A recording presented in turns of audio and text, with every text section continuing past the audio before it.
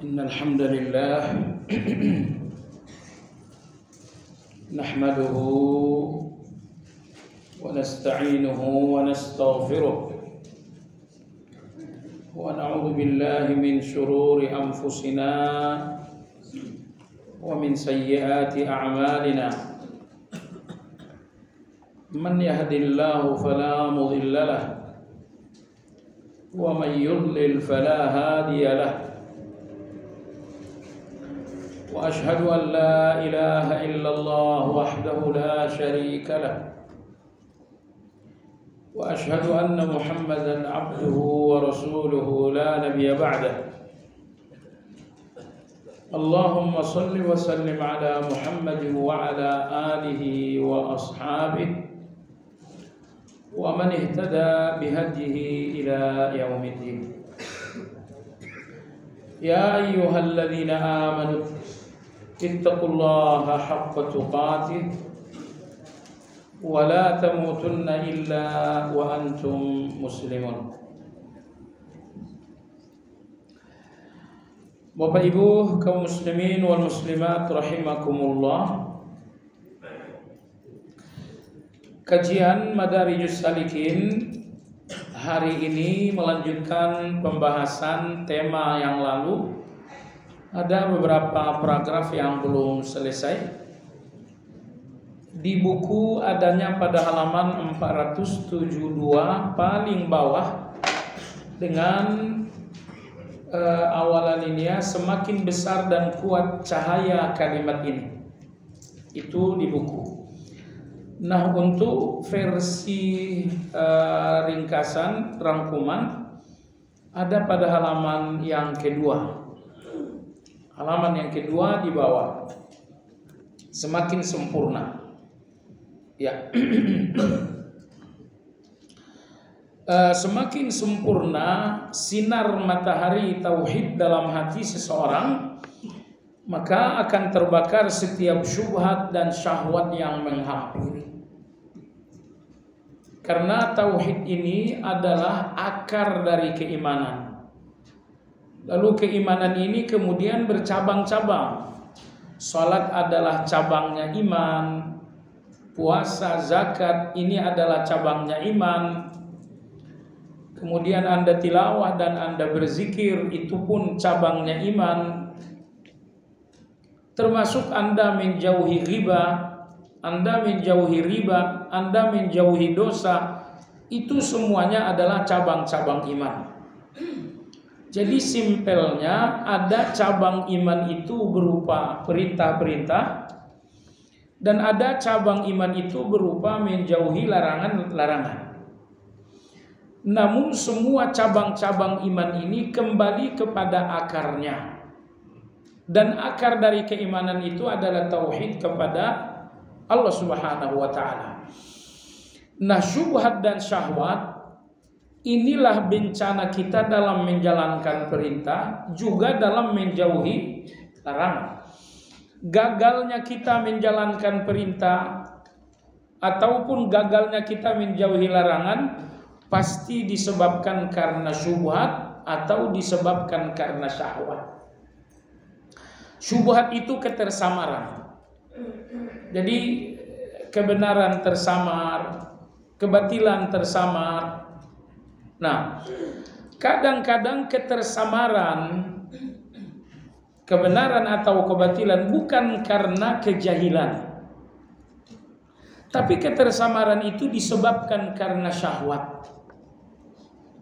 Karena jamaah sekalian, misalnya riba ini hukumnya dosa besar.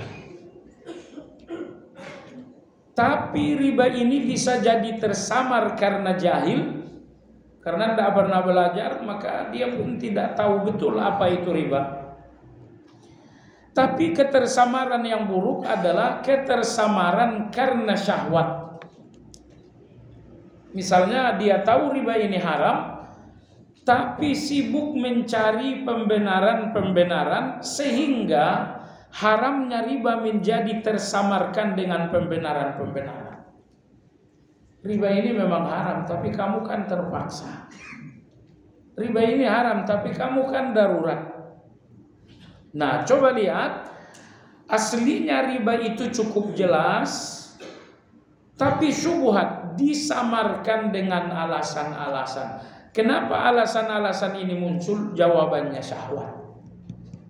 Maka sudah berlalu dalam kajian ini, kalau sampai syubhat dan syahwat ini bersatu, artinya saya memandang syubhat satu ajaran agama berdasarkan syahwat, bukan berdasarkan kejahilan. Ini sangat berbahaya sekali. Sangat berbahaya sekali. Baik. Contoh lain, misalnya zikir pagi, zikir petang, itu kan sangat jelas hukumnya Anda harus lakukan. Nah, dari segi hukum tidak ada syubhat, tidak ada ketersamaran. Tapi muncullah syahwat dengan alasan-alasan. Syahwat mengatakan, kamu harus buru-buru pergi ke kantor, kamu harus begini, harus begitu.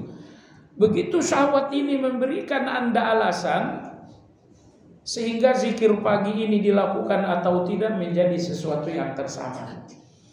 Nah, ini mohon difahami baik-baik. Anda tidak pernah terhalangi menjalankan perintah atau menjauhi larangan kecuali karena syubhat atau syahwat atau karena kedua-duanya. Nah, lalu solusinya kata Imam Ibnu Qayyim rahimahullah, kalau pangkal keimanan itu yaitu tauhid adalah sinar yang sangat terang benderang, maka syubhat ini tidak bisa membuat satu ajaran ini menjadi tersamar. Jadi dengan kata lain, kokohnya dan kuatnya syubhat dan syahwat disebabkan karena lemahnya tauhid. Nah, kalau tauhid ini kuat, syubhat dan syahwat itu otomatis akan menjadi lemah. Pertanyaan, apa Anda kira di hati para nabi itu tidak ada syahwat? Ada. Tapi tauhid mereka sangat kuat sehingga syahwat ini menjadi lemah. Nabi Yusuf alaihi salam ketika digoda oleh istri pembesar Mesir, saat itu Nabi Yusuf kan ada rasa ingin juga. Tapi rasa ingin yang berbarengan dengan rasa takut. Nah, istri pembesar Mesir ini ingin, tapi ingin tanpa rasa takut. Allah berfirman, "Walaqad hammat bihi wa hamma biha." Perempuan ini ingin, Nabi Yusuf juga ingin. Sama-sama ingin, tapi dengan ingin yang berbeda. Perempuan ini ingin dengan ambisi. Nabi Yusuf ingin, tapi dengan rasa takut. Nah, inilah keadaan para aulia Allah.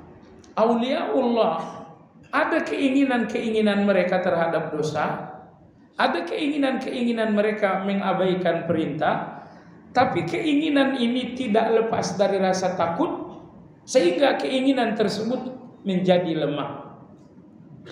Maka rumusnya seperti itu. Kalau tauhid Anda kuat, syubhat dan syahwat ini akan lemah.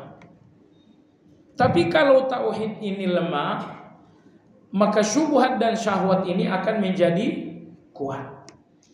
Lalu pangkal dari tauhid itu adalah la ilaha illallah. Tidak ada yang akan Anda ibadahi kecuali hanya Allah Subhanahu wa taala. Nah, jemaah sekalian yang saya hormati, kita kita ulang sedikit tentang tauhid. Anda tahu jemaah sekalian, tauhid itu adalah ikrar la ilaha illallah. Akan tetapi tauhid ini memiliki 7 syarat. Jadi kalau tadi kita katakan tauhid yang kuat, artinya ke-7 syarat ini kokoh. Kalau dikatakan tauhid yang lemah, artinya ke-7 syarat ini rapuh. Baik. Syarat tauhid yang pertama, dan subhanallah Anda lihat nanti 7 syarat tauhid ini, 5 diantaranya adalah ibadah hati. Jadi hanya satu saja ibadah perilaku. 6 dari syarat tauhid Semuanya adalah ibadah hati. Baik, syarat tauhid yang pertama adalah ilmu. Syarat tauhid yang pertama adalah ilmu. Artinya Anda menuhankan Allah itu berdasarkan ilmu, bukan karena ikut-ikutan.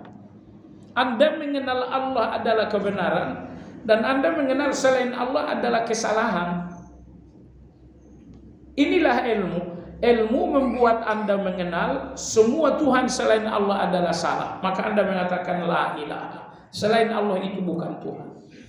Lalu ilmu juga membuat Anda mengenal Allah satu-satunya kebenaran. Akhirnya Anda mengatakan illallah.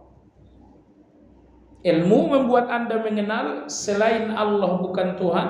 Ilmu membuat Anda menjadi mengenal bahwa hanya Allah satu-satunya Tuhan. Inilah ilmu. Ilmu yang membuat Anda kenal dengan Allah, kenal dengan selain Allah. Anda kenal Allah satu-satunya Tuhan, dan Anda kenal selain Allah semuanya Tuhan-Tuhan yang keliru. Baik, jamaah sekalian, kalau ilmu ini sudah dalam, maka ilmu yang dalam ini akhirnya menghasilkan ma'rifat nantinya. Ilmu yang dalam ini menghasilkan ma'rifat. Ma'rifat itu artinya Anda kenal betul siapa Allah, sehingga Allah itu layak jadi Tuhan. Anda kenal betul Tuhan-Tuhan selain Allah, sehingga Anda tahu bahwa semua yang dituhankan selain Allah itu keliru. Baik, kalau ilmu ini sudah mendalam, maka ilmu yang mendalam ini menghasilkan syarat tauhid yang kedua. Apa itu? Yakin. Yakin. Anda yakin bahwa Allah itu satu-satunya tempat ibadah. Anda yakin betul bahwa tidak ada ibadah yang betul-betul layak kecuali hanya kepada Allah Azza wa Jalla. Lalu Anda pun yakin bahwa selain Allah bukan tempat untuk beribadah. Ini matahari, ini kuburan-kuburan, ini bukan tempatnya ibadah. Baik, dari ilmu yang dalam muncullah yakin. Lalu dari yakin ini muncullah yang nomor 3. Apa itu? Ikhlas. Apa itu ikhlas? Anda akan bersih dari syirik. Anda akan bersih dari syirik. Dalam proses Anda menuhankan Allah, beribadah kepada Allah, proses semua ibadah itu bersih dari syirik. Ketika Anda berdoa kepada Allah, bersih dari syirik. Ketika Anda salat, bersih dari syirik. Kenapa? Ini dia, penuhanan kepada Allah berdasarkan ilmu, sehingga Anda yakin. Lalu yakin ini membuat Anda bersih dalam berhubungan dengan Allah. Saat Anda berhubungan dengan Allah dengan salat, hubungan ini bersih. Tidak ada siapa-siapa dalam hubungan ini kecuali antara Anda dengan Allah Azza wa Jalla. Saat Anda berhubungan dengan Allah melalui doa, doa ini bersih. Tidak ada dalam doa itu kecuali Anda dengan Allah saja. Itulah syirik. Jadi tidak ada pandangan-pandangan manusia hadir dalam hubungan Anda dengan Allah Azza wa Jalla. Apa hubungan Anda dengan Allah? Anda sedang tilawah.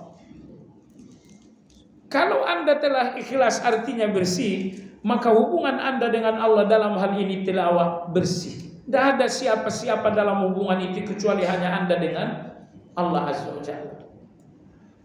Baik, ini nomor berapa tadi? Bukannya nomor 4? Oh, 3. Baik.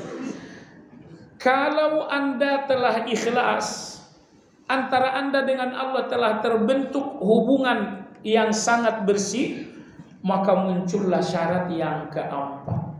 Apa syarat yang keempat? Mahabbah, yaitu cinta. Kalau masih ada sosok selain Allah antara Anda dengan Allah, ini akan mengurangi cinta. Misalnya, salat ini kan cara kita mencintai Allah. Nah, kalau ada selain Allah dalam salat, maka salat ini tidak menghasilkan cinta yang baik. Jadi dengan demikian, begitu Anda telah bersih, ikhlas, tidak ada lagi dalam penuhanan Anda, dalam ibadah Anda selain Allah Azza wa Jalla, tidak ada manusia, apalagi berhala, itu bersih sudah, maka Anda akan masuk pada syarat yang ketiga, yang keempat, yaitu adalah yaitu mahabbah. Mahabbah itu artinya cinta. Anda akan mencintai Allah, mengalahkan segala cinta-cinta. Anda akan mencintai Allah, mendahului segala cinta-cinta. Kenapa? Karena Anda sudah yakin Dia adalah Allah. Dan Anda telah bersih menuhankan Allah. Ikhlas dalam menuhankan, dalam menjalankan ibadah kepada Allah. Maka hasilnya adalah mahabbah tadi. Nah, kalau tauhid ini telah menyampaikan Anda kepada mahabbah dengan proses 1, 2, dan 3, mahabbah ini nomor 4, maka mahabbah ini akan mengantarkan Anda pada proses tauhid yang ke-5. Apa itu? As-siddiq. As-siddiq artinya adalah jujur. Jujur dalam arti tidak ada pengkhianatan Anda kepada Allah Azza wa Jalla. Tidak ada pengkhianatan Anda kepada Allah dalam bentuk syirik. Nggak ada juga pengkhianatan Anda kepada Allah dalam bentuk pelanggaran perintah. Nggak ada juga pengkhianatan Anda terhadap Allah dalam bentuk pelanggaran larangan. Kenapa? Karena tauhid yang kelima adalah as-siddiq, yaitu jujur. Jujur di depan Allah sehingga tidak ada lagi pengkhianatan sama sekali. Orang-orang yang ria, mereka berkhianat kepada Allah Azza wa Jalla. Orang-orang yang bermaksiat penuh dengan kesengajaan, mereka juga sedang berkhianat kepada Allah Azza wa Jalla. Kenapa? Mereka tidak punya siddiq, tidak punya kejujuran dalam menuhankan Allah Azza wa Jalla. Kenapa tidak jujur? Karena mereka tidak mahabbah. Seandainya Anda betul-betul mahabbah kepada Allah, mahabbah kepada Allah ini menghasilkan jujur. Karena di dalam mahabbah atau cinta itu tidak ada pengkhianatan. Rapuhnya cinta, disitulah pengkhianatan. Kokohnya cinta, disitulah as-siddiq, yaitu kejujuran. Baik, kita ulang lagi dari ilmu, kemudian yakin. Yakin ini kemudian ikhlas. Dari ikhlas ini kemudian mahabbah. Dari mahabbah ini kemudian jujur. Dari jujur ini Anda masuk pada syarat tauhid yang ke-6. Apa itu? Qabul. Apa itu Pak qabul? Qabul itu menerima. Qabul itu menerima. Menerima apa? Menerima apapun yang datang dari Allah. Yang datang dari Allah ada dua. Pertama adalah syariat, yang kedua adalah takdir. Aqimus shalah, ini datangnya dari Allah. Jangan makan riba, oh itu datangnya dari Allah. Kalau kalian wanita tutuplah aurat, oh itu datangnya dari Allah. Semua yang datang dari Allah berbentuk syariat. Nomor 2 adalah datang pula dari Allah kauniyah, yaitu takdir. Bahwa Anda sakit, bahwa Anda gagal, bahwa bisnis Anda kemudian rugi. Ini semuanya datang dari Allah Subhanahu wa ta'ala. Nah, syarat tauhid yang ke-6 yaitu qabul, menerima. Apapun yang datang dari Allah Anda terima. Ini syariat datang dari Allah Anda terima. Ini takdir telah datang untuk Anda dari Allah Anda terima. Padahal di dalam takdir ini kadang-kadang Anda menangis, di dalam takdir ini kadang-kadang Anda terluka. Tapi jamaah sekalian, Anda qabul, Anda menerima. Apa yang memudahkan Anda mudah menerima takdir-takdir itu? Pertama, Anda telah jujur dengan Allah. Anda telah cinta dengan Allah. Anda telah ikhlas, Anda telah yakin, sehingga qabul, menerima segala-galanya yang datang dari Allah, bukan sesuatu yang berat. Nah, ke-6 syarat ini semuanya adalah ibadah hati. Ilmu adalah ibadah hati, Yakin adalah ibadah hati, ikhlas adalah ibadah hati, mahabbah adalah ibadah hati, sidik adalah ibadah hati, qabul adalah ibadah hati. Lalu yang terakhir, yang ketujuh adalah inqiyad. Apa itu inqiyad? Menjalankan. Anda terima salat lalu Anda jalankan. Anda terima puasa lalu Anda jalankan. Anda terima zikir lalu kemudian Anda jalankan. Semakin Anda qabul menerima, semakin mudah bagi Anda menjalankan. Tapi semakin Anda tak qabul, tidak menerima, semakin berat bagi Anda menjalankan. Nah, pertanyaan saya jamaah sekalian, kalau keenam syarat tauhid ini betul-betul kokoh, apakah Anda akan terjebak dalam syubhat dan syahwat? Tidak mungkin. Tidak mungkin.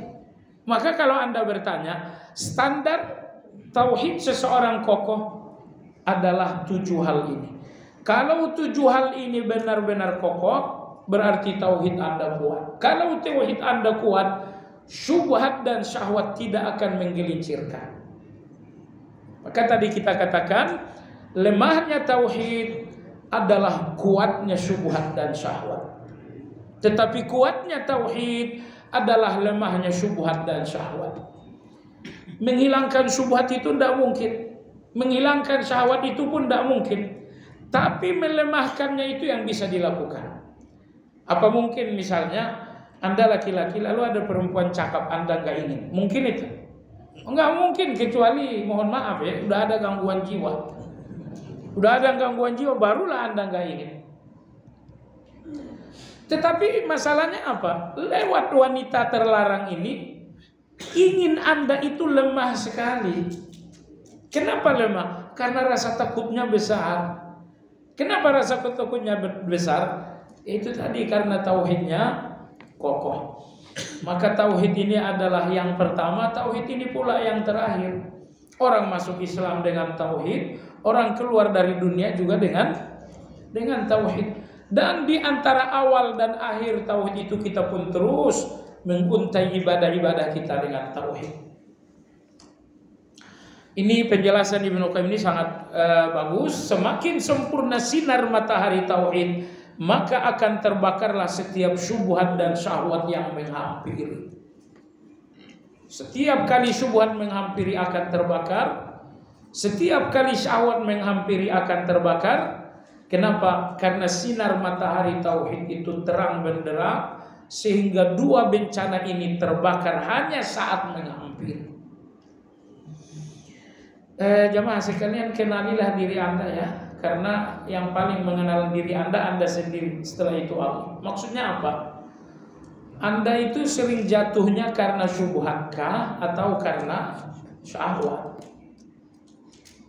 Kalau preman-preman itu jatuhnya bukan karena syubhat, karena syahwat. Tapi orang-orang yang punya agama biasanya jatuhnya karena syubhat dan syahwat sekaligus. Syubhat dan syahwat sekaligus. Hati-hati. Ya, kalau orang awam jatuh kadang-kadang karena syubhat jahil, kalau preman itu jatuh karena syahwat. Nah, kalau Anda udah belajar agama, jatuhnya Anda kolaborasi syubhat dan syahwat. Anda udah tahu kebenaran, di situ sudah ada ilmu. Tapi ilmu yang jelas ini Anda syubhatkan dengan alasan-alasan. Dari mana datangnya alasan? Karena syahwat Anda terlalu besar. Syahwat Anda terlalu besar. Syahwat yang terlalu besar ini memberikan Anda alasan-alasan untuk melanggar, sehingga pelanggaran ini tidak terasa pelanggaran. Baiklah jemaah sekalian yang saya hormati, kita lanjutkan. Imam Ibnu Qayyim berkata, tauhid yang murni, sekali lagi, murninya tauhid adalah dengan kokohnya 6 penyanggah tadi. 6 penyanggah tadi: ilmu, yakin, ikhlas, mahabbah, sidik, qabul, inqiyad. Nah, ini ketujuh hal ini kalau sudah kokoh, tauhid Anda adalah tauhid yang murni. Tauhid yang murni bukanlah sebatas ucapan la ilaha illallah, bukan itu tauhid yang murni. Tapi kata Imam Ibnu Qayyim, akan tetapi yang melahirkan cinta, tadi kita udah sebut, ketundukan sudah, penghinaan diri, kepasrahan, serta senantiasa menginginkan Allah dengan segala perilaku, cinta dan benci. Ini nomor 3 ini betul-betul berat. Jadi orang yang tauhidnya murni, keinginan mereka cuma satu. Saya ingin Allah, titik. Saya tidak punya ingin kecuali itu saja keinginan saya. Terus harta, saya ingin harta kalau memang ada hubungannya dengan Allah. Ternyata harta ini ada hubungannya dengan Allah. Harta ini zakat saya, harta ini sedekah saya, harta ini umrohnya saya, harta ini bantuan untuk orang. Maka saya menginginkan hartanya bukan karena harta, tapi karena ada hubungannya dengan Allah. Baik, kamu pengen jabatan, pengen saya jabatan. Alasan kamu apa ingin jabatan? Orang-orang yang bertauhid itu tidak punya ingin kecuali Allah. Satu-satunya keinginan orang yang bertauhid kokoh, orang yang bertauhid kokoh, keinginan mereka satu, aku ingin Allah. Nah, kamu jadi pejabat, inginnya kamu apa? Gini, kalau dengan jabatan ini hubungannya saya lihat ada dengan Allah. Karena dengan jabatan ini saya bisa membantu, dengan jabatan ini saya bisa memudahkan rakyat, dan ini dua-duanya hubungannya dengan Allah Azza wa Jalla. Nah, kalau begitu silakan ambil jabatan. Artinya Anda tidak mengambil jabatan itu untuk Anda mengambilnya untuk Allah. Begitupun dengan harta tadi. Kalau tujuan Anda dengan harta adalah Allah, karena di dalam harta ada sedekah, di dalam harta ada umrah dan lain-lain. Kalau tujuan Anda dengan harta adalah Allah, berarti tujuan Anda dengan harta bukan Anda. Sehingga kalaupun nanti rugi, Anda nggak sakit hati dengan rugi. Karena ruginya Anda rugi harta. Anda nggak rugi Allah sama sekali. Baik. Tapi persoalannya gini, saya mau jalan-jalan dulu ke Tokyo. Itu ada hubungannya dengan Allah nggak? Oh, tidak ada. Kalau nggak ada hubungannya dengan Allah, itu bukan inginnya orang yang bertauhid. Orang yang tauhidnya bagus itu tidak ingin apapun yang nggak ada hubungannya dengan Allah, itu bukan inginnya mereka. Baik, begitupun dengan pergaulan. Saya ingin bergaul dengan fulan, ya. Dalam pergaulan dengan dia ada hubungannya dengan Allah. Kalau ada hubungannya dengan Allah, maka saya mencintainya karena Allah. Tapi kalau ternyata hubungan dengan dia, pergaulan dengan dia nggak ada hubungannya dengan Allah, berarti di sini saya tidak perlu dekat-dekat dengan dia.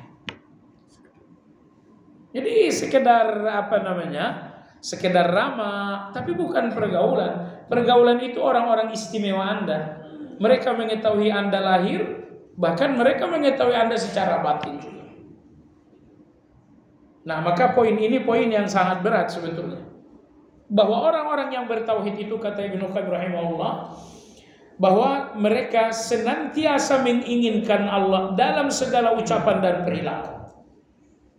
Ketika mereka melakukan satu keputusan, ketika mereka melakukan satu tindakan, itu pasti karena hubungannya dengan Allah.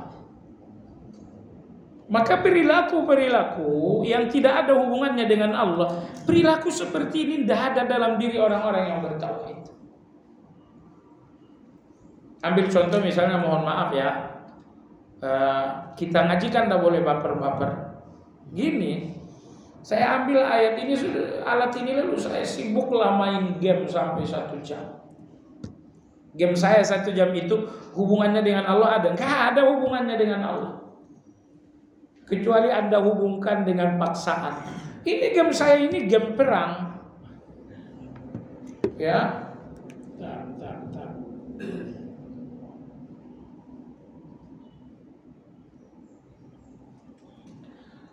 Iya, game saya ini game perang. Ini latihan saya jihad. Apa latihan jihad? Gak ada aja. Anda sendiri tahu kalau Anda ngomong tidak perlu saya jawab-jawab. Allah berfirman dalam Al-Quran, balil insanu ala nafsihi basirah. Terjemahan bebasnya, wahai manusia, saksi untuk dirimu adalah dirimu sendiri. Dusta-dusta ini saya nggak perlu sanggah, karena Anda pun bersaksi bahwa dusta Anda itu adalah dusta. Anda cuma memaksa orang untuk percaya. A'udzubillah. Baik, coba perhatikan, Ibnu Qayyim mengatakan, senantiasa menginginkan Allah dengan segala ucapan dan perilaku. Perilaku contohnya cinta, benci, memberi atau menolak memberi. Ini adalah sabda Nabi kita sallallahu alaihi wasallam. Kata Nabi sallam, man ahabba lillah wa abghadha lillah wa a'ta lillah wa man'a lillah faqad istakmala al-iman. Artinya kalau cintanya kalian itu karena Allah, lalu bencinya kalian pun karena Allah, kemudian saat kalian ngasih apapun kepada orang lain karena Allah, saat nggak ngasih kepada orang lain pun karena Allah, ini empat. Cintanya cinta karena Allah, bencinya karena Allah, ngasihnya karena Allah, nggak ngasihnya karena Allah. Kalau keempat hal ini karena Allah, itulah sempurnanya tauhid. Itulah sempurnanya tauhid. Jadi dengan kata lain, tauhid yang sempurna itu melepaskan keempat hal ini dari selain Allah. Tidak ada cinta Anda yang bukan karena Allah. Begitu selanjutnya. Nah, oleh sebab itulah jamaah sekalian, tauhid ini memang perjuangan. Kata Ibnu Qayyim rahimahullah, tauhid seperti inilah yang akan menyelamatkan. Tauhid yang menyelamatkan itu bukan ucapan la ilaha illallah. Tapi tauhid yang menyelamatkan adalah tauhid yang dibangun dengan 7 pilar. Dan kalau tauhid sudah dibangun dengan 7 pilar, maka cinta dan bencinya Anda kepada siapapun karena Allah. Ngasih tidak ngasihnya Anda pun karena Allah. Nah, tauhid seperti inilah yang menyelamatkan. Yang dimaksudkan oleh Nabi SAW dalam sabdanya, sesungguhnya Allah haramkan atas neraka seseorang yang telah mengucapkan la ilaha illallah semata-mata karena mengharapkan wajah Allah. Jadi haramnya Anda terhadap atas neraka disebabkan karena tauhid Anda murni. Nah, kalau cuma la ilaha illallah tapi tidak ada murninya, sekedar la ilaha illallah saja orang munafik juga punya. Orang munafik juga bisa. Tapi la ilaha illallah yang menyelamatkan itu adalah la ilaha illallah yang menghasilkan tauhid yang bersih. Tauhid yang murni. Ibnu Qayyim berkata, tauhid yang sesungguhnya merupakan ucapan lisan dan ucapan hati.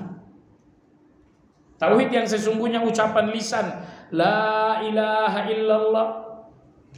Tapi juga la ilaha illallah ini harus ucapan hati. Pengertiannya apa? Ucapan hati di mana terdapat jujur, itu tadi sidik. Di mana terdapat ma'rifat, yaitu mengenal Allah, serta memahami hakikat uluhiyah yang hak dan batil sebagaimana terkandung di dalam tauhid tersebut. Apa sih yang Anda akui dalam tauhid itu?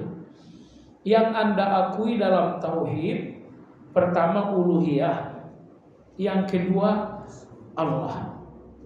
Bahwa tidak ada uluhiyah yang benar kecuali uluhiyah kepada Allah Azza wa Jalla. Nah, kata Imam Ibnu Qayyim rahimahullah, tauhid keselamatan itu kalau ada ucapan hati, bukan sekedar ucapan lisan. Apa ucapan hati di dalam la ilaha illallah? Ucapan hati dalam la ilaha illallah yang pertama adalah ma'rifat. Ucapan hati dalam la ilaha illallah yang kedua adalah jujur.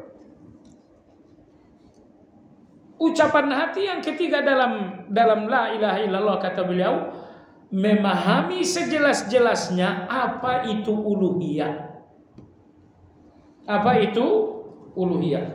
Pasalnya, sebagian orang memahami uluhiyah itu sholat untuk Allah, zakat untuk Allah. Tapi kalau doa boleh di kuburan. Tapi kalau doa bolehlah di apa namanya? Di kayu-kayu yang seram. Oh, itu paham kamu tentang uluhiyah itu terlalu dangkal. Makanya Imam Ibn Taimiyah rahimahullah menulis satu buku judulnya Ubudiyah. Beliau dalam buku Ubudiyah ini memberikan penjelasan tentang seluk-beluk uluhiyah tersebut. Baik. Jadi la ilaha illallah yang betul kata Ibnu Qayyim yang membuat Anda mengerti apa itu uluhiyah. Sehingga Anda tahu apa uluhiyah yang benar dan apa uluhiyah yang salah. Baik, simpelnya jamaah sekalian, uluhiyah itu adalah ibadah.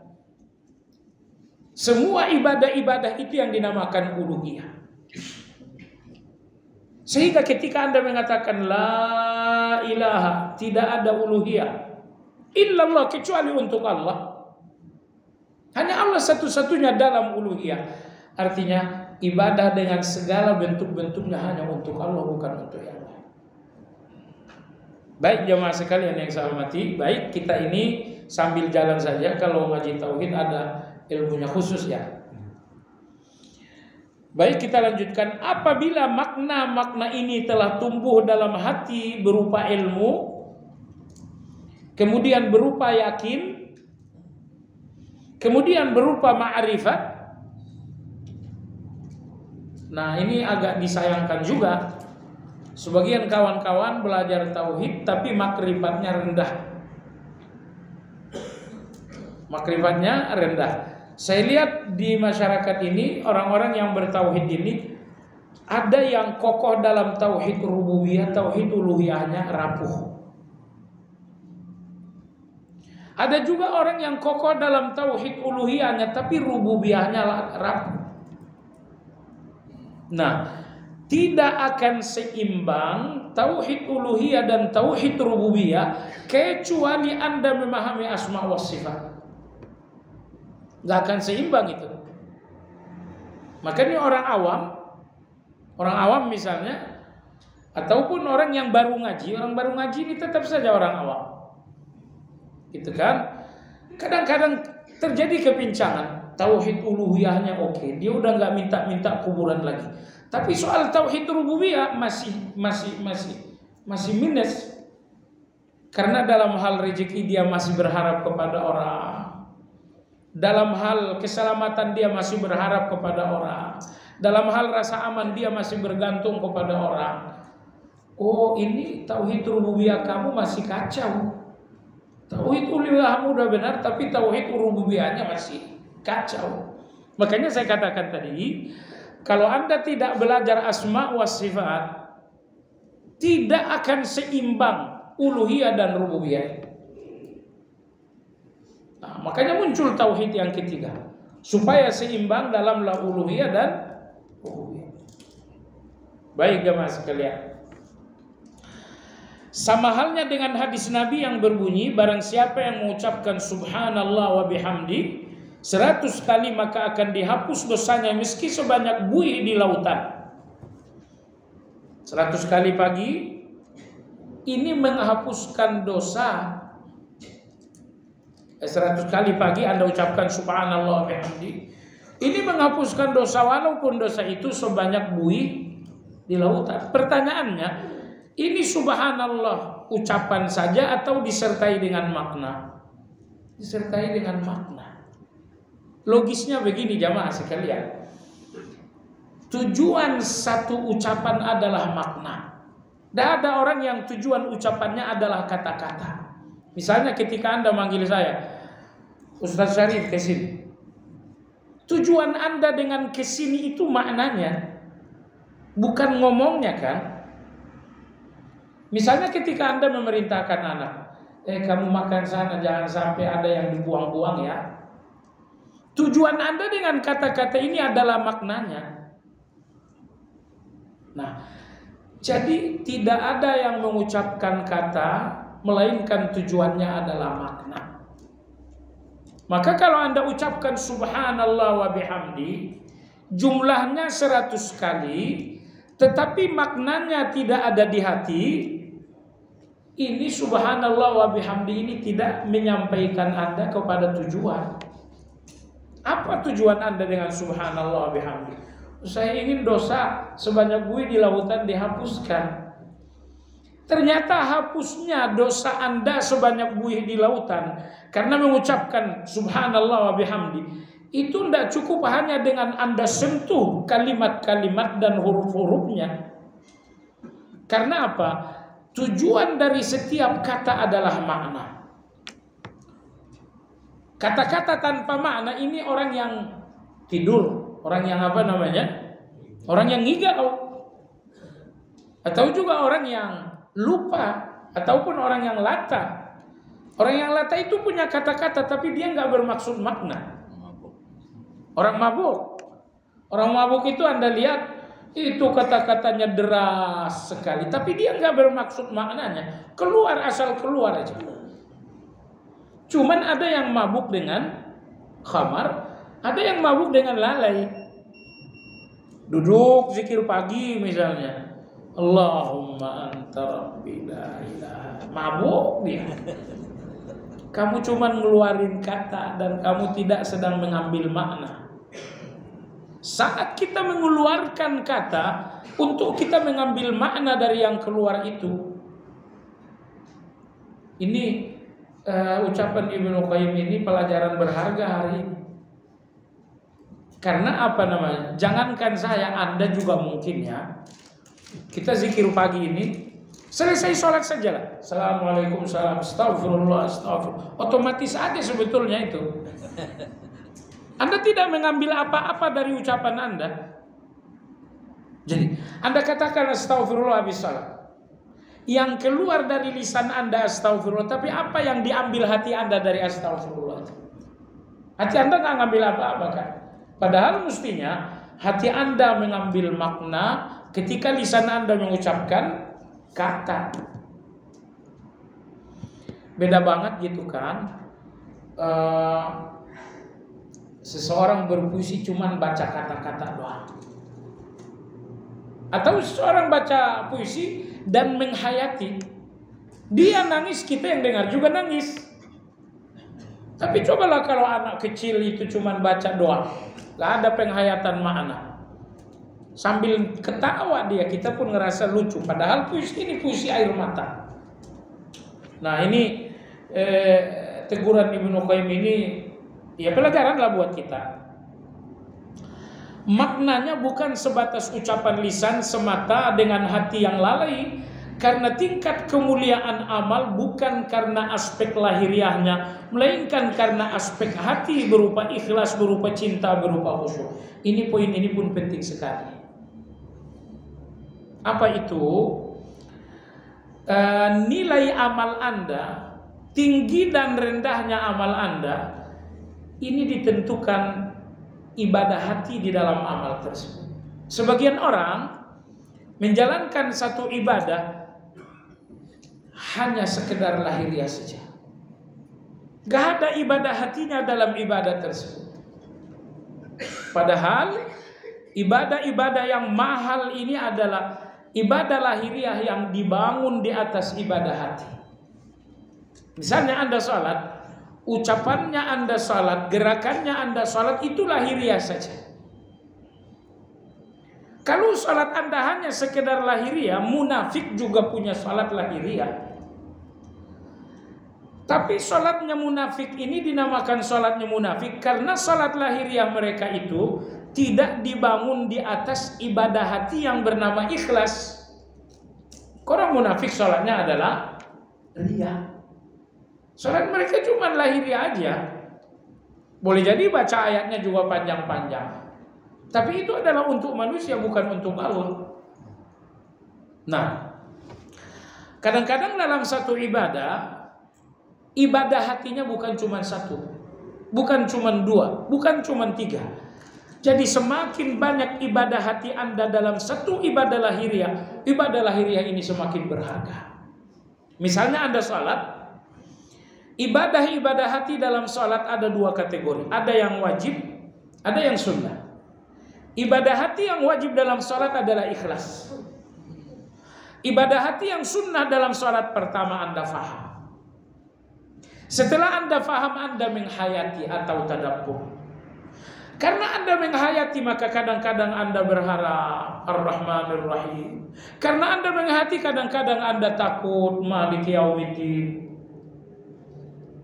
Jadi bacaan-bacaan salat, hati Anda nggak akan berinteraksi dengan harap. Hati Anda pun nggak akan berinteraksi dengan takut kalau Anda menghayati. Sufyan Ats-Tsauri rahimahullah, beliau membacakan iyyaka na'budu wa iyyaka nasta'in, itu butuh waktu beberapa menit untuk selesai. Kenapa? Beliau faham, karena faham akhirnya menghayati. Karena menghayati muncul rasa takut, muncul rasa dusta dan lain-lain. Iyyaka na'budu, hanya kepadamu aku ibadah. Wa iyyaka nasta'in, hanya kepadamu aku minta tolong. Bukan minta tolongnya yang jadi persoalan. Yang jadi persoalan adalah hanyanya.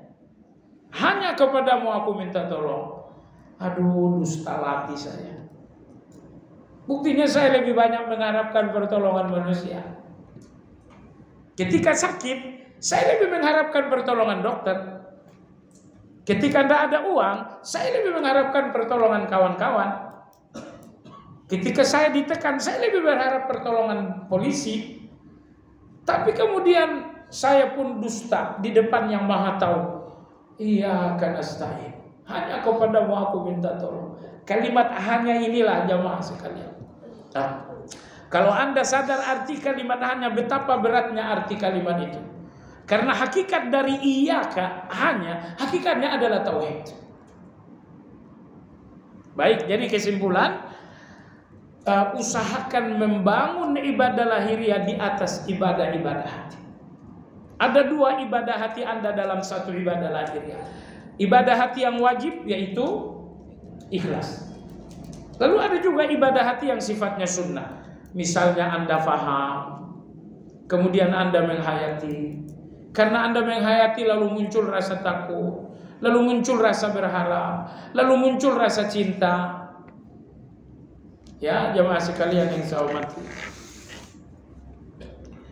Ya, kita lanjut. Ini rahasia keselamatan pemilik kartu la ilaha illallah. Padahal ia memiliki 99 lembar kejahatan. Masing-masing lembar sejauh mata memandang. Tidak ada amal apapun, sholat, puasa, tapi la ilaha illallahnya betul-betul beres. Kenapa? Karena la ilaha illallahnya itu betul-betul bersih, sesuai dengan syarat yang 7 tadi. Maka selamatlah laki-laki ini. Ini pula rahasia ampunan bagi pembunuh 100 nyawa yang tidak bersalah. Ini riwayat Bukhari dan Muslim dari Abu Sa'id. Pembunuh berdarah dingin 100 nyawa tak bersalah, tiba-tiba diampuni oleh Allah Azza wa Jalla. Anda bertanya, kenapa Allah ampuni? Allah tidak mengampuninya karena ibadah lahiriah, tapi Allah mengampuninya karena ibadah hati. Apa ibadah hatinya? Si pembunuh ini jujur ingin taubat. Keinginan taubat itu bukan diada-adakan, itu murni jujur. Maka sekali lagi, pembunuh 100 nyawa tak bersalah akhirnya diampuni oleh Allah Azza wa Jalla, bukan karena ibadah lahiriah, tapi karena ibadah batin. Yang terakhir, demikian juga dengan pelacur yang memberi minum kepada binatang yang biasanya diusir oleh manusia, yaitu anjing. Kenapa Allah mengampuninya? Bukan karena ibadah lahiriahnya beberapa tetes kepada anjing, tapi karena ibadah hati. Apa ibadah hati si pelacur ini? Ulama-ulama kita dalam menjelaskan kisah itu mengatakan, saat akan memberikan minum kepada anjing, si pelacur ini tiba-tiba berniat, Ya Allah, ini untukmu, bukan untuk siapa-siapa. Ini karenamu, bukan karena siapa-siapa. Allah buka ibadah hatinya saat memberi minum kepada anjing. Maka minum ini sedikit. Yang menerima binatang yang diusir juga oleh manusia, yaitu anjing. Kok bisa jadi keselamatan bahkan pelacur ini masuk surga? Jawabannya, keselamatannya bukan karena ibadah lahiriah yang tidak berarti itu, tapi karena ibadah hati. Nah, ini pelajaran buat kita semua jamaah sekalian, bahwa ibadah lahiriah betapapun itu mahal, tapi yang tidak kalah mahalnya adalah ibadah hati. Anda tahu kenapa? Ibadah lahiriah ini gampang sekali rusak dengan pandangan manusia. Tapi ibadah hati itu nggak ada rusaknya sama sekali. Misalnya hati Anda cinta Allah, bagaimana rusaknya? Misalnya hati Anda takut kepada Allah, nggak ada rusaknya sama sekali. Semua ibadah-ibadah yang rusak itu adalah ibadah lahiriah. Maka kalau Anda bertanya, kenapa sih ibadah hati ini sangat besar sekali? Jawabannya, karena ibadah hati ini tidak tersentuh oleh manusia. Adapun ibadah-ibadah lahiriah ini tersentuh pandangan manusia, ini terdengar oleh telinga manusia, sehingga ibadah-ibadah lahiriah ini potensial rusak. Adapun ibadah hati, dia terletak di satu tempat yang sangat tertutup, tidak ada yang melihatnya kecuali Allah Azza wa Jalla. Tidak ada pandangan manusia, tidak ada pendengaran manusia. Maka ibadah hati begitu tertutup dari manusia sehingga ia menjadi sangat besar untuk Allah Subhanahu wa taala. Baiklah jemaah sekalian, insyaallah yang akan datang adalah judul berikutnya, istimewa namun azab dilipat gandakan. Maksudnya ada orang-orang yang istimewa di depan Allah, tapi azab untuk mereka justru dilipat gandakan. Ini siapa mereka ini? Insyaallah akan kita bahas pertemuan akan datang insyaallah taala.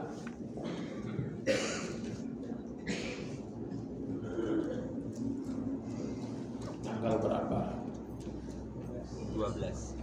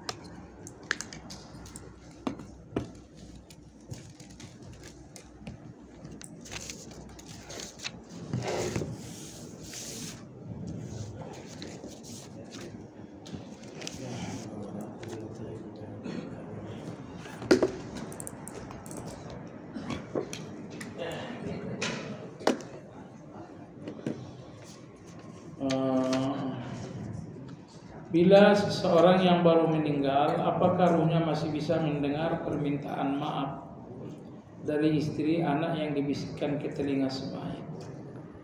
Kan dia udah meninggal, ruhnya udah nggak di dalam. Ini jasad ini udah mati, nggak ada isinya lagi. Dia nggak dengar apa-apa. Lo katanya dikubur, gesekan orang yang meninggalkan makam itu terdengar oleh jenazah, karena di bawah ada ruh. Adapun tubuhnya enggak dengar apa-apa. Nah, terus bagaimana minta maafnya? Minta maafnya waktu dia hidup. Kalau dia udah meninggal, tinggal didoain. Dia enggak butuh lagi minta maaf Anda, tapi dia butuh doanya Anda. Nah, semakin Anda banyak berdoa, semakin besar kemungkinan dia maafkan. Jadi jangan samakan minta maaf kepada orang hidup dan minta maaf kepada orang yang wafat. Anda minta maaf kepada orang wafat, ya kalau begitu coba pikirkan apa yang paling dibutuhkan orang yang wafat. Kalau Anda tahu apa yang paling dibutuhkan orang yang wafat, lalu Anda menjalankannya, Anda telah minta maaf. Misalnya Anda berdoa, misalnya Anda istighfar untuk yang telah wafat, misalnya Anda beramal atas nama orang yang wafat, misalnya umrah, Misalnya Anda sedekah atas nama orang yang wafat.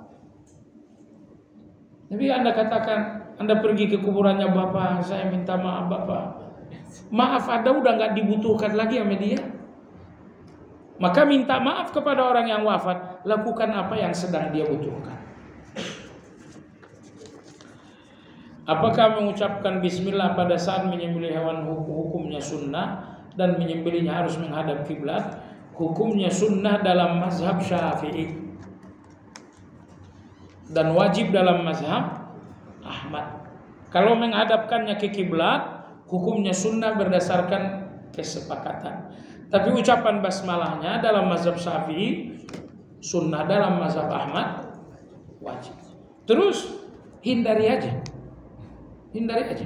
Bacakan saja, apa beratnya? Nggak pakai keringat itu. Nggak capek-capek gitu. Cuman masalahnya adalah kalau bicara soal sah tidak sah. Saya tadi baca enggak ya? Kalau Anda ragu itu baca. Karena ragu itu dari setan untuk menyamarkan yang sudah seolah-olah tidak. Itu ya. Suami saya selalu mengikuti kajian Ustadz dan suka mengikuti perkataan Ustadz. Tolong nasihati suami saya yang masih suka berjam-jam main handphone, tapi masih suka malas tahajud, witir. Oh iya. Begini, nasihat pertama Anda dulu ya. Kalau yang dinasihati suami Anda nggak dapatkan, Anda nggak untung juga. Dalam agama kita ada namanya tawakul. Apa itu tawakul? Ada kesalahan orang yang memang harus kita abaikan, tidak boleh dipersoalkan. Itu namanya tawakul. Kapan saya tawakul? Tawakul itu ada 3 tempatnya. Tawakul itu tempatnya ada 3. 3 kesalahan ini udah nggak usah dipersoalin. Bahkan ada yang keempat. Dalam 4 kesalahan ini posisi Anda adalah tawakul. Jadi dengar jamaah sekalian, kenapa sih biduk rumah tangga ini suka kacau balau? Karena tidak pintar menempatkan terus terang dan menempatkan tawakul. Ada kesalahan kita harus terus terang, ada kesalahan yang harus kita abaikan. Terus terang itu bahasa Arabnya saraha. Nah, ada kesalahan orang tertentu kita harus saraha, terus terang, dan ada kesalahan tertentu kita harus tawakul, abaikan aja.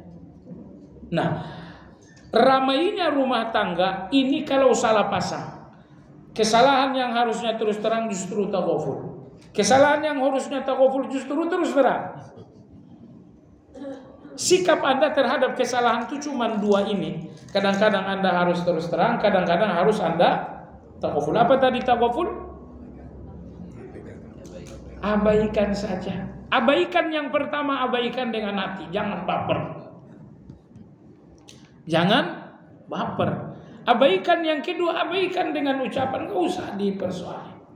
Baik. Berapa salah tadi yang Anda harus tawakul? 4. Oke. Yang pertama. Saya mulai yang pertama. Yang pertama adalah kesalahan yang gak bisa dirubah lagi. Itu tawakul. Apa kesalahan suami? Kalau makan kerupuk tidak pernah ditutup. Itu udah berapa lama ya? Dari sejak nikah. Itu berarti kesalahan gak bisa dirubah. Tawakul aja. Apalagi kesalahan suamimu, ngambil baju selalu berantakan. Itu udah berapa lama? Aduh, dari sejak nikah udah begitu kali. Apalagi kesalahan suamimu, handuk basah pasti di tempat tidur. Itu Anda enggak tuh? Bukan orang Israel itu. Jadi kalau kesalahan ini memang udah nggak bisa dirubah lagi, tawakul aja. Masalahnya saya mau nanya, mau tiap hari Anda berantem? Udah tawakul ada jamaah sekalian. Tawakul dalam arti abaikan. Nomor 1 abaikan dengan hati, nggak usah baper. Nomor 2 tawakul dengan ucapan, nggak usah dipersoalkan. Sedang sampai kapan ini anduk basah selalu di tempat itu? Itu wataknya laki-laki semua yang saya bilang tadi. Kalau Anda nggak punya kesalahan 3 ini, Anda bukan laki di rumah Anda. Cuman saya bilang kepada istri, kalau kesalahan suami Anda ini yang nomor 1 ini udah nggak bisa dirubah lagi, udah tagoful aja lah. Baik, kesalahan yang kedua, tagoful juga apa itu? Kesalahan yang sekiranya bisa dimaafin, udah tagoful. Misalnya apa kesalahan suami? Kesalahan suami misalnya mestinya pulang jam sekian karena janjinya kita pergi ke keluarga. Pulangnya molor 2 jam. Akhirnya agenda ke keluarga terganggu. Oke, ini kesalahan suami ya. Pertanyaan, bisa dimaafin nggak? Bisa. Kalau bisa dimaafin, tagoful. Semua kesalahan yang bisa Anda maafkan, tagoful. Kalau begitu ada kesalahan lagi nggak? Sudah? Ini nomor apa tadi? Kesalahan ketiga, obatnya juga tagoful. Apa itu? Kesalahan yang jarang sekali terjadi. Kesalahan yang jarang sekali terjadi. Ada apa? Ini suami kok ramah sekali dengan istri tetangga. Sering nggak tuh? Ya sejak nikah sih baru sekarang lah. Kalau itu baru terjadi sekarang, itu berarti nggak sengaja. Itu bukan sifatnya dia. Semua kesalahan yang kategori jarang betul terjadi, itu bukan sifat, itu bukan karakter, itu bukan tabiat, tagoful aja. Berapa itu? 3. Kesalahan yang keempat, tagoful juga. Apa itu? Kesalahan yang hubungannya dengan fitrah. Saya tidak mau kasih contoh, Anda cari aja contohnya. Kesalahan suami yang sifatnya fitrahnya dia apa? Ada yang berani ngomong? Nggak ada yang berani kan? Contohnya anak lah misalnya. Anak sholat bercanda. Kadang-kadang kita yang dewasa ini lihat anak sholat bercanda, kita lupa bahwa itu fitrahnya dia. Masya Allah, kita bakar habis-habisan hati kita. Kamu ingat jamaah sekalian, kalau Anda konflik dengan anak-anak, sebenar-benarnya Anda salah. Betul tidak? Sebenar-benarnya Andalah yang salah. Kalau lawan konflik Anda itu orang yang dibawa. Tapi kalau suami konflik dengan istri, yang salah siapa itu? Misalnya ulama ini konflik dengan orang awam. Sebenar-benarnya ulama, tetap saja dia yang salah. Nah, begitu juga dengan anak kecil ini. Anak kecil sholat, bercanda, itu kan fitrahnya anak kecil, bukan? Nah, kalau kemudian Anda naik pitam, ingat dalam undang-undang kita, marahin anak di luar rumah, anak orang lain, itu ada hukumnya. Anda bisa diperkarakan. Nah, pertanyaan saya, kalau 4 kesalahan ini harus taghaful, ternyata tidak banyak kesalahan yang bermasalah. Satu-satunya kesalahan yang bermasalah itu adalah salahnya suami Anda kepada Allah. Hanya itu yang bermasalah.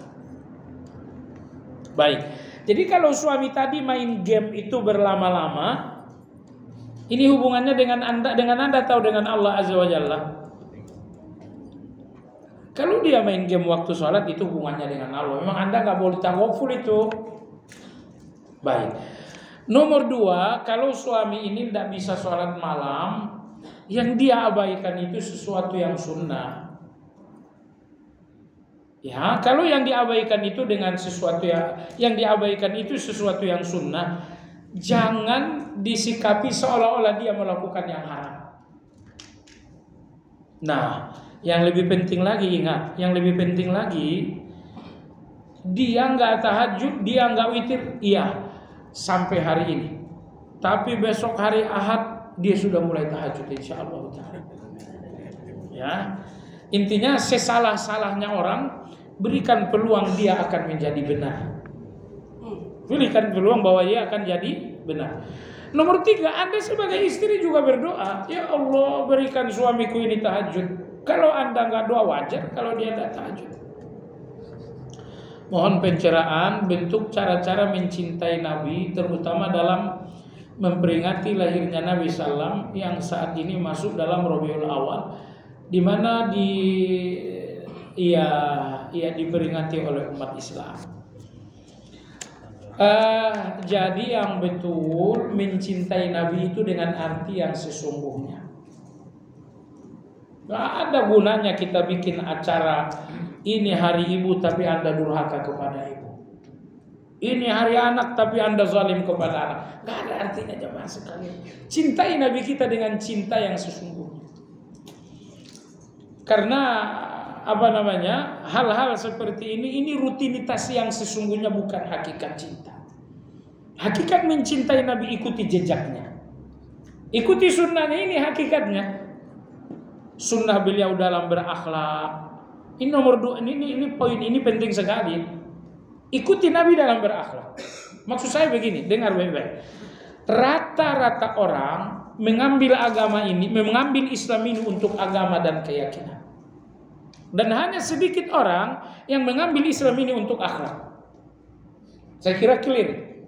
Rata-rata orang mengambil Islam itu untuk agama mereka dan tidak mengambil Islam itu untuk sifatnya mereka. Mereka mengambil Islam itu untuk akhlaknya mereka. Maka kalau Anda contoh Nabi, contoh akhlaknya juga. Contoh juga ibadahnya. Mencontoh Nabi secara total, itulah hakikat cinta kepada Nabi. Mohon penjelasan bagaimana jalan keluar membebaskan Palestina dari kezaliman Israel Yahudi yang telah menghancurkan. Jadi yang melawan Palestina ini kan Hamas. Yang melawan Israel itu kan Hamas, bukan Palestinanya. Ya, kalau Palestinanya yang melawan itu insya Allah lenyap itu. Karena orang Palestina kokoh-kokoh. Cuman ada Hamas, selalu ada negara. Ini dua kekuatan yang berbeda. Wala tanaza'u fatafshalu wa tadhhabu rihukum. Kalau kalian tidak bersatu, kalian nggak akan kuat. Jadi cukuplah Hamas ini bersatu dengan Palestinanya, dengan pemerintahnya, insya Allah selesai. Nah sekarang makin kita terseret syubhat-syubhat, ketidakjelasan. Iran, Syria, Yaman, Lebanon, ya ini semuanya orang Syiah. Jadi yang sedang terjadi sekarang adalah peperangan Syiah dengan Israel. Jadi susah kita untuk bicara. Bahkan ibadahnya Anda saat ini tidak usah banyak bicara dulu, karena kita terlalu jauh dari sana. Jadi kita nggak bisa lihat tulisan-tulisan di TikTok, di itu nilai benarnya itu cuma 0, sekian %. Kalau yang bicara ini bukan orang yang berilmu, orang berilmu yang memang faham, susah kita untuk bicara. Maka saya secara pribadi juga tidak banyak bicara saya. Intinya saya mendukung perjuangan umat Islam. Perjuangan Iran, saya lihat Iran ini sedang bersekutu dengan sesama Syiah Arab untuk Israel. Dan saya nggak tahu tujuannya apa itu. Tujuannya apa? Masalahnya Israel yang mati nggak ketahuan ada atau enggak. Jadi bagus kita lebih banyak diam. Kalau Anda mau ingin banyak berdoa saja. Penilaian dari jarak yang sangat jauh ini sering sekali salah dan akhirnya jadi dosa. Diam saja. Doa yang banyak. Husnuzon kepada kaum muslimin dan jangan caci maki. Seorang muslim yang masih awam agama, dia tidak berani berdoa minta kepada Allah untuk urusan dunianya karena berdasarkan pengalamannya doanya sering tidak dikabul sesuai dengan yang diharapkan. Sehingga dalam pikirannya dia takut dikarenakan hal itu malah jadi bersuzon kepada Allah. Sehingga dengan dia tidak meminta berdoa, urusannya itu bukan jalan keluar. Saya doa tidak dikabul, artinya saya suuzon. Supaya anda suuzon bagus, saya nggak berdoa, salah. Yang betul berdoalah dengan husnuz, so, itu jalan keluarnya. Tapi rasa-rasanya saya doa nggak dikabul. Tidak ada doa anda yang nggak dikabul, nggak ada sama sekali. Kecuali dua doa tidak dikabul. Doa yang mengandung dosa, doa yang mengandung pemutusan silaturahmi. Hanya dua ini yang tidak dikabulkan oleh Allah. Selain dua doa ini semuanya dikabulkan oleh Allah.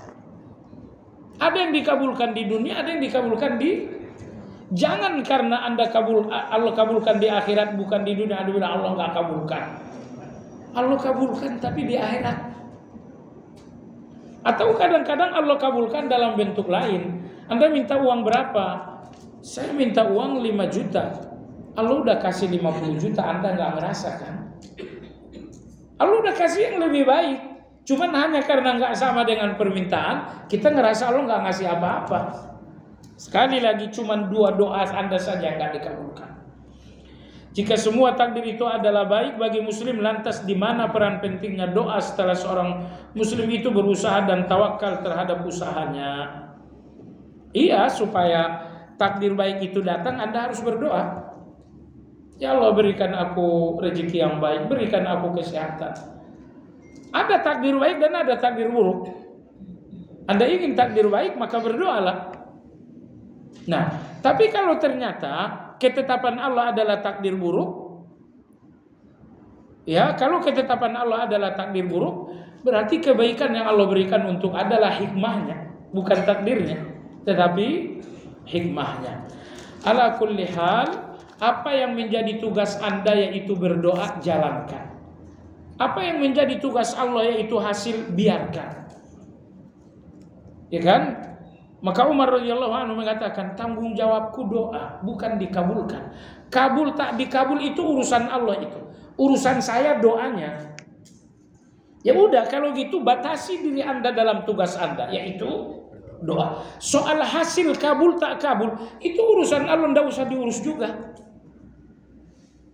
Yang jelas janji Allah itu nggak mungkin dusta. Kalian doa, aku kabulkan. Baik. Orang yang sebenarnya tidak bermaksud riya, tapi dia sekedar memberikan pernyataan dan penegasan kepada orang lain terhadap satu hal yang ada di kebaikan di dalamnya, sehingga orang itu ngambil contoh pada dirinya sendiri terhadap kebaikan amal saleh yang pernah dia tetap dihukumi riya. Ya nggak riya lah. Misalnya saya contohkan sholat kepada anak kalian kalau mau begini caranya. Atau misalnya di masjid saya bilang, jamaah sekalian, contoh sholat begini, lalu saya praktek. Itu bukan riya. Kenapa? Niatnya apa niat Anda? Niat Anda nyontoh, ngasih contoh. Kalau niatnya kasih contoh berarti bukan riya. Karena riya itu niatnya memang riya. Jadi perbedaannya adalah dari niat. Riya yang pernah dilakukan seorang apakah bisa diampuni agar amalnya tidak hapus? Jawabannya bisa diampuni oleh Allah Azza wa Jalla. Kita udah berlalu dalam kajian, kalau seseorang udah bertaubat, amal yang hapus kembali atau tidak. Itu udah kita bicarakan tuh. Taubat tertentu mengembalikan amal yang hapus. Taubat tertentu hanya menghapus doanya dan tidak mengembalikan amalnya. Itu kita udah bahas. Bagaimana kiat menjaga syarat-syarat tauhid tersebut yang kadang terganggu dengan kesibukan dunia. Dengan hasil survei bukan dari 200 juta umat Islam di Indonesia, namun hanya 30% yang menjalankan syarat, berarti ilmu tauhid ya. Kiat-kiatnya terus belajar. Kiat yang kedua, nomor 2 ini yang paling penting. Anda berdoa kepada Allah. Anda berdoa kepada semua yang tidak ada pada diri Anda, berarti Allah belum ngasih. Sekali lagi, apapun yang tidak ada dalam diri Anda berarti Allah belum ngasih. Dalam diri saya nggak tahajud, oh berarti Allah belum ngasih. Dalam diri saya belum ada tauhid yang sempurna, berarti Allah belum ngasih. Semua yang tidak Anda miliki berarti Allah belum ngasih. Tugas Anda adalah berdoa. Ikhtiarnya Anda ngaji. 30% umat Islam yang hanya melakukan salat. Mungkin survei itu bagus banget. Kalau menurut kita nggak nyampe segitu. Tapi nggak terlalu penting survei orang, survei diri yang penting. 30% Anda, 30% saja yang salat ya Anda masuk, enggak. Itu yang penting. Kalau misalnya 30% orang Islam yang sholat, Anda nggak masuk, wah itu masalah. Nggak jadi masalah. Tapi kalau Anda udah masuk di 30 itu udah bagus. Bagaimana keutamaan sholat witir? Kami selalu lakukan setelah sholat tahajud di sepertiga terakhir malam sudah ditutup dengan witir. Tetapi kami ingin terbaik yaitu setelah tahajud kami jeda dulu dan setelah witir menjelang subuh. Berapa kali kita sedang membaca Al-Quran tiba-tiba sudah azan subuh dan lupa ditutup dengan witir. Kalau sudah lupa witirnya nanti diqodho. Qodhonya apa? Banyakkan sholat duhanya. Biasanya duha 2 rakaat, 4 rakaat. Kenapa dibanyakkan? Karena witir ganjil itu kalau Anda lupa qodhonya dengan duha yang genap. Dalilnya ada nggak tuh? Dalilnya adalah hadis Nabi kita ketika menaklukkan kota Mekah. Sampai di Mekah beliau melakukan duha sampai 8 rakaat. Karena selama safar beliau meninggalkan salat malam. Maka dalam mazhab Ahmad witir ganjil digantikan dengan duha yang genap. Jadi sekali lagi maksimalkan nanti dalam sholat duha.